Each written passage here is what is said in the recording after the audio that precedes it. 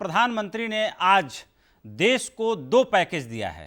एक पैकेज तो 20 लाख करोड़ का यानी 2020 में 20 लाख करोड़ का, और दूसरा जो पैकेज है वो कह सकते हैं कि आत्मविश्वास, संकल्प की शक्ति और लोगों के अंदर राष्ट्र भाव जगाने का जो एक मोटिवेशन, एक भाव, एक प्राण शक्ति, एक ऊर्जा शक्ति का जो पैकेज दिया है वो मुझे लगता है कि 20 लाख करोड़ के पैकेज से ज़्यादा बड़ा है।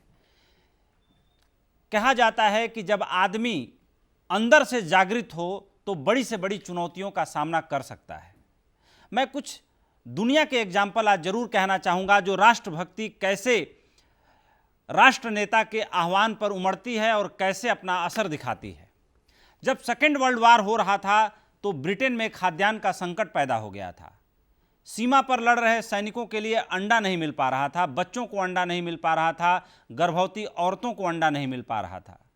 तब ब्रिटेन के प्रधानमंत्री चर्चिल ने कहा था कि जो लोग अपने फ्रिजों में अंडा रखे हुए हैं स्टोर करके, वो सैनिकों के लिए, बच्चों के लिए और गर्भवती महिलाओं के लिए डोनेट करें।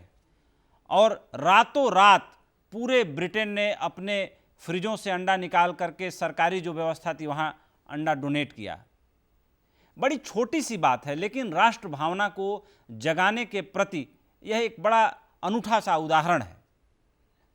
जब जापान सेकेंड वर्ल्ड वार में लड़ते लड़ते टूट गया, बिखर गया, परमाणु बम जापान पर गिरा दिया गया, तो जापान के सम्राट ने जब समर्पण किया था तब ये बात कही थी कि अब हथियार रखो और औजार उठाओ। और 1945 के बाद 1963 में, यानी कि 18 साल बीतते बीतते जापान ने दुनिया में ओलंपिक की मेजबानी करके दिखाया। ठीक उसी तरीके से जब भारत में खाद्यान्न का संकट पैदा हुआ तो हमारे दूसरे प्रधानमंत्री लाल बहादुर शास्त्री जी ने लोगों से कहा कि एक वक्त हम भोजन करेंगे, लेकिन उससे पहले उन्होंने अपने बच्चों पर, अपने परिवार वालों पर कई दिनों तक ये प्रयोग किया और एक दिन भोजन करके दिखाया। उसके बाद देश से अपील की।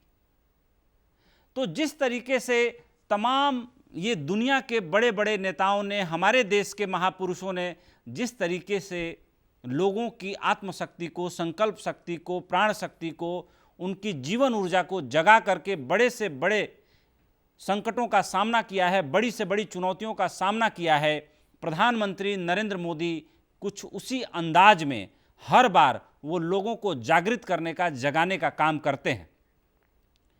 आज हमने प्रधानमंत्री को सुना और आज करीब वो 32 मिनट से कुछ ज़्यादा ही बोले हैं, और उस पूरे भाषण में उनका जो 2/3 से जो ज़्यादा उनकी जो स्पीच थी वो लोगों को जगाने की दिशा में उनकी एक बड़ी पहल थी।